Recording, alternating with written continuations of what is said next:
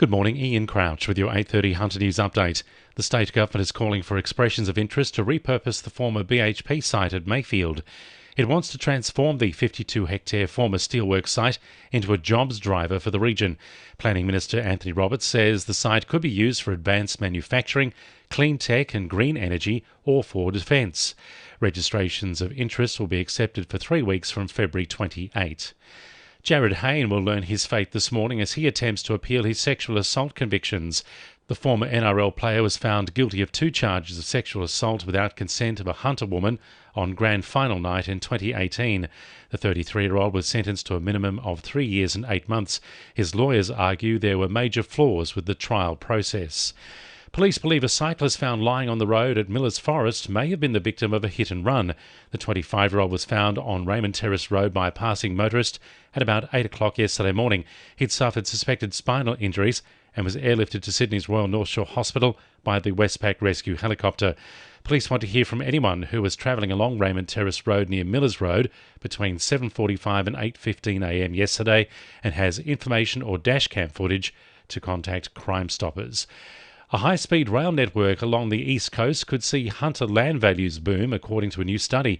University of New South Wales researchers say, depending on population growth scenarios, total land value around a possible Newcastle station could leap by $7 to $14 billion. The predictions see a best-case scenario of $140 billion added across the whole network, which could pay for a significant portion of a railway project.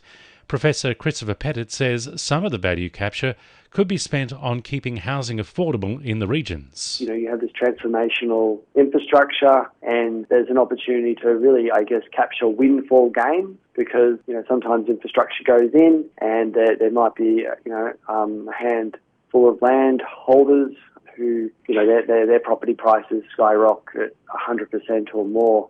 A man is due to front Newcastle court this morning accused of driving a stolen car while intoxicated. Police say a Toyota Prado stolen from Sydney was spotted heading north on the M1 just before 7 last night. Officers followed the vehicle down Newcastle and Griffiths Road before the SUV stopped near McDonald Jones Stadium. The 26-year-old driver and his 16-year-old female passenger were arrested. He's facing several charges, including being carried in a stolen car and breach of bail. The girl was granted bail to face Windsor Children's Court at a later date. The future of the Newcastle Jets could become clearer soon, with an American consortium in talks to buy the franchise. The Jets have been in limbo for 3 years after the licence was withdrawn from the Ledman Group and 4 rival clubs took over the day-to-day running of operations. The American consortium is not the only bidders for the licence, with another Australian consortium also in the running. Labor Quarry Council is looking to rejuvenate the nightlife across the area with a new special entertainment precinct. The council is one of 3 selected to trial the idea to allow local artists to drive the economic recovery of local business. Council's economic strategist Samantha Hardy says there are more benefits to the entertainment precinct than just nightlife trade. We have our 2 live venues being the Wanji Hotel and the Wanji RSL, but we also want to encourage the smaller cafes and restaurants to consider putting on creatives as well as part of their offering for their customers. And that doesn't have to be music, it could be a live painting option of things like that as well. It could be an open mic night, a comedian. 2NURFM Sport. A mixed bag for the Jet sides over the weekend. A 2-1 win for the men's whilst the women went down 1-0. A disallowed goal in added time stole a point for the women, who now sit well outside the top 4.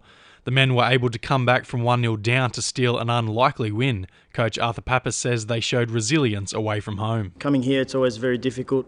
Last Saturday they were being crowned champions here, so a lot of confidence playing at home, and I'm just really proud of the playing group for the performance and the grit that they needed to show as well at times, which they did show today. The Hunter Hurricanes men's side have claimed bronze in the Sydney Super League water polo competition. They beat Drummoyne 15-8 and will hope to translate the win into Australian League form. And the Lake Mac Attack will look to take out the Regional Cricket Bash title today. They take on Northern Inland in the semi. A win puts them into the final against Central West or the ACT tonight.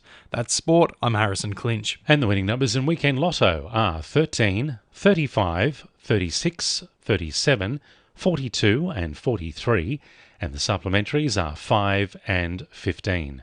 And now you're up to date with the latest 2NURFM Hunter News.